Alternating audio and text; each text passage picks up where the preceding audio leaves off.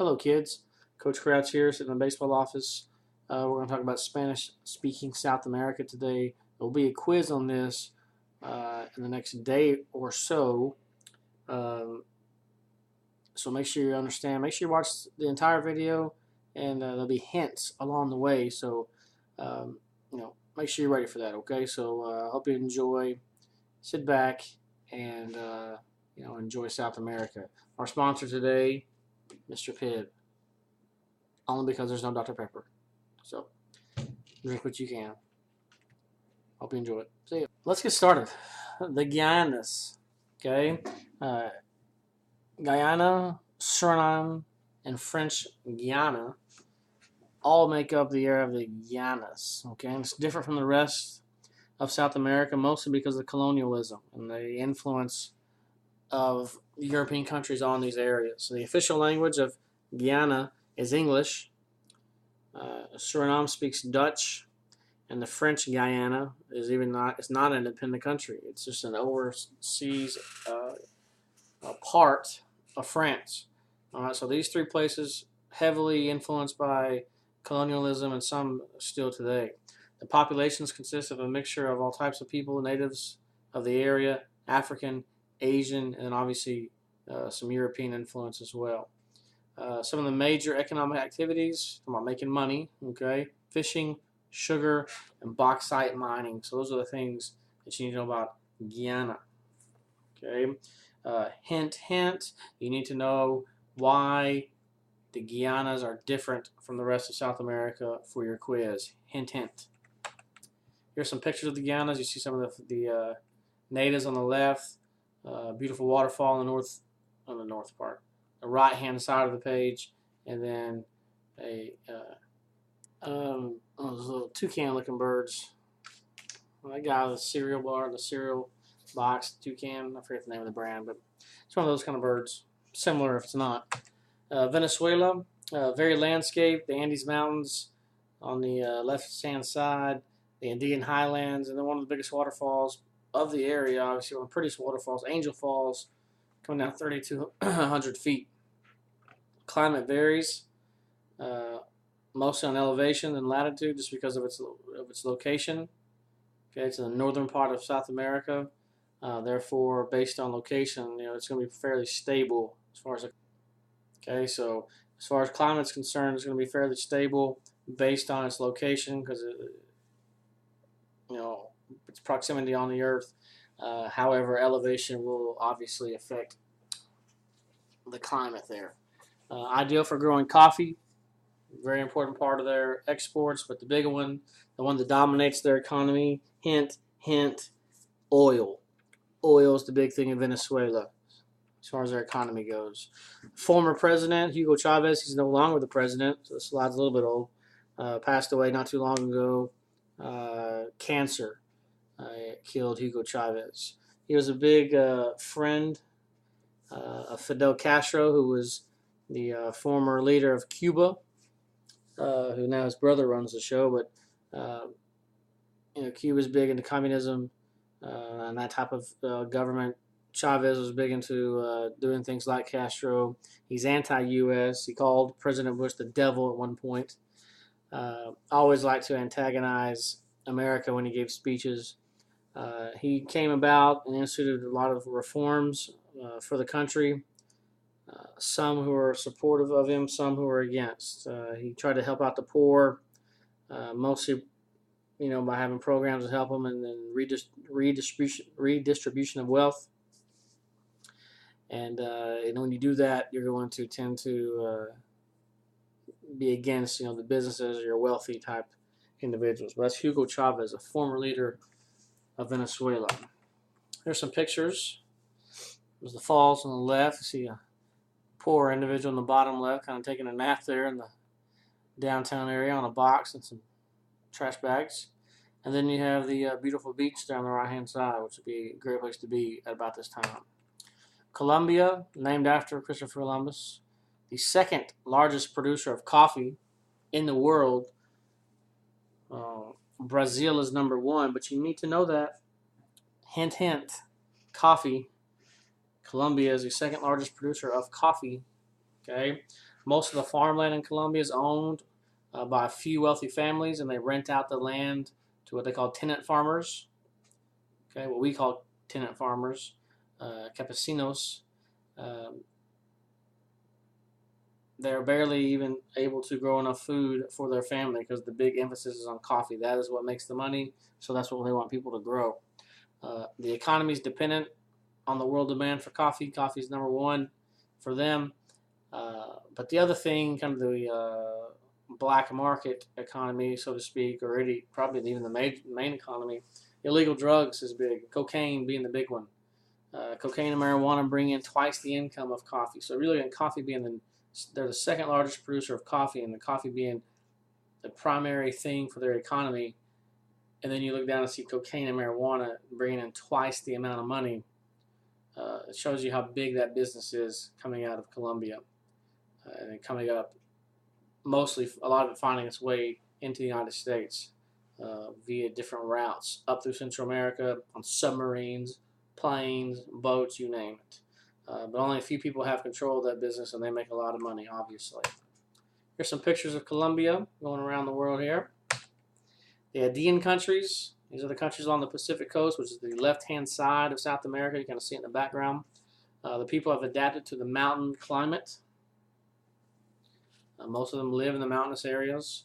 Vertical trade, hint, hint. You need to know what vertical trade is. That's when people that live in different elevations meet to trade their crops. You may have people who live in the same area but at different elevations, and they'll meet somewhere in between and share what they have.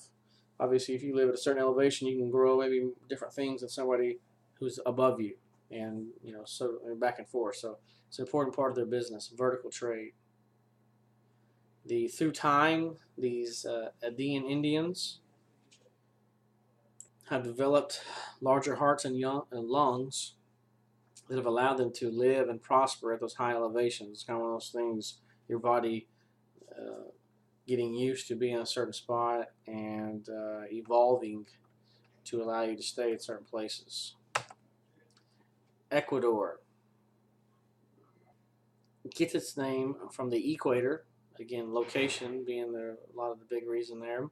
About a fourth are Indian descent. Okay, and they follow the traditional lifestyles and practice subsistence agriculture, which we talked about numerous times, which is just enough food to feed your family. Half of them are mestizos, who speak Spanish and live mainly in the highlands. And then you got 10% are European, from European ancestry. Okay, but those small numbers, of 10%, tend to own the biggest farms and factories and have the most political influence. Money equals power, and that's what they're saying here. They have the smallest numbers, but they own the biggest businesses, and because of that, they have a lot of political influence.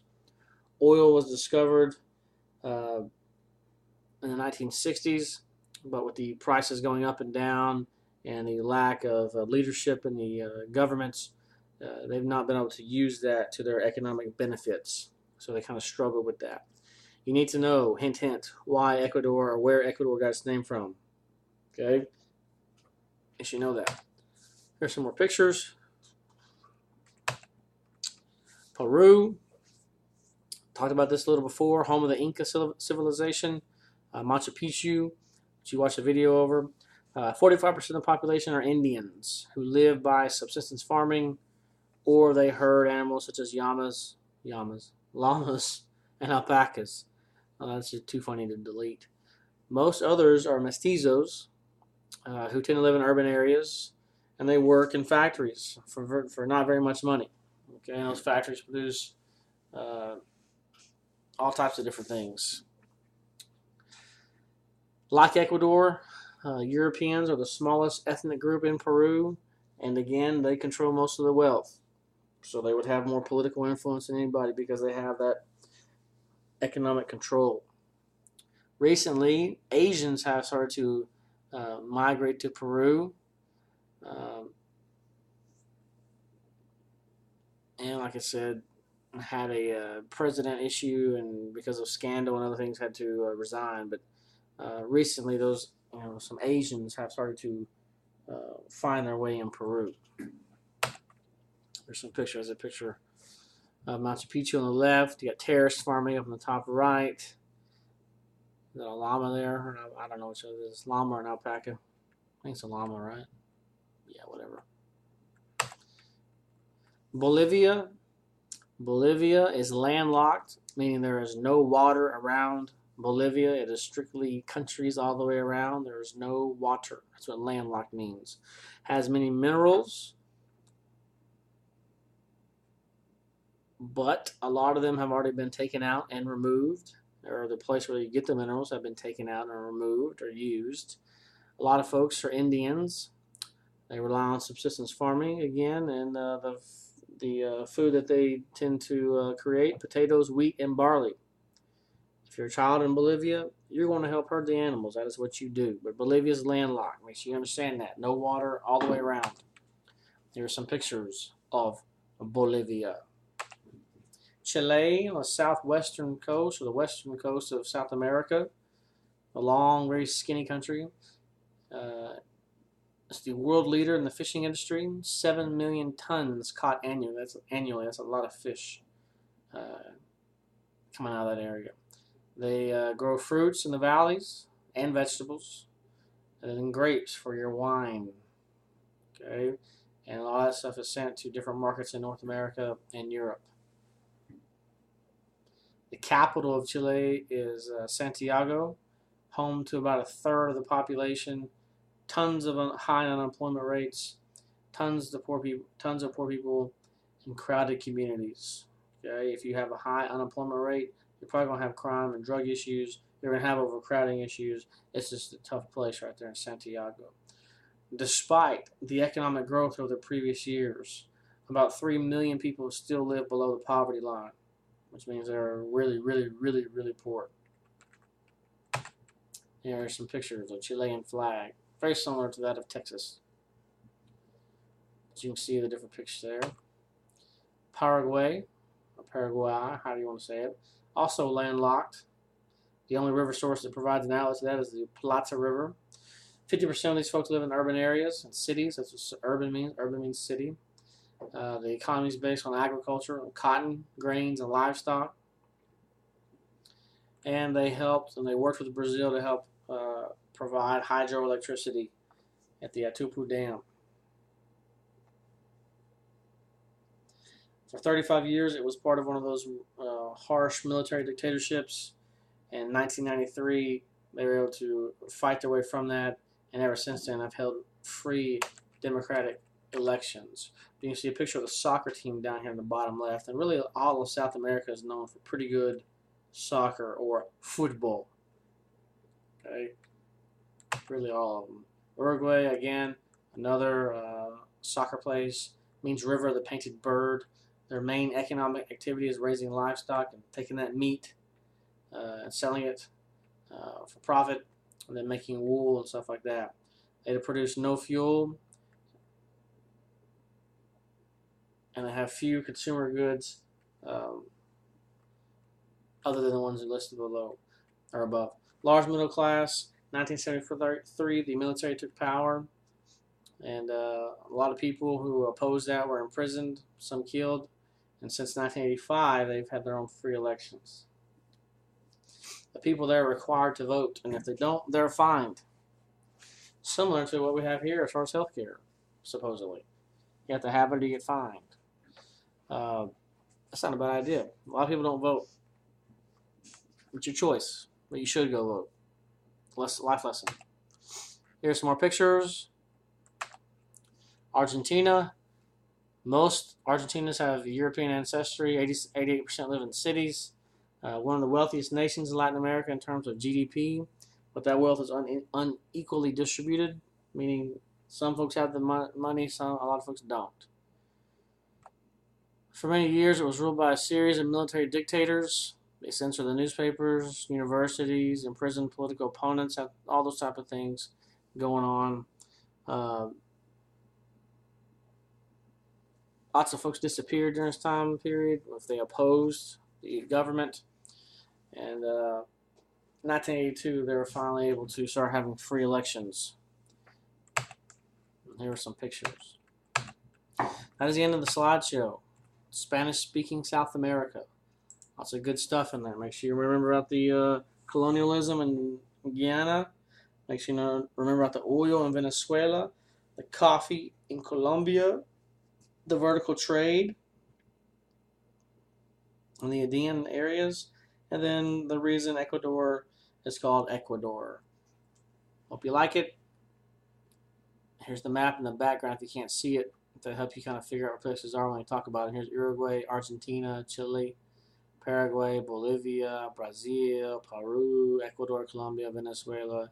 And those are our three areas we talked about right off the bat. Guyana, Suriname, and the French Guiana. Hope it's good.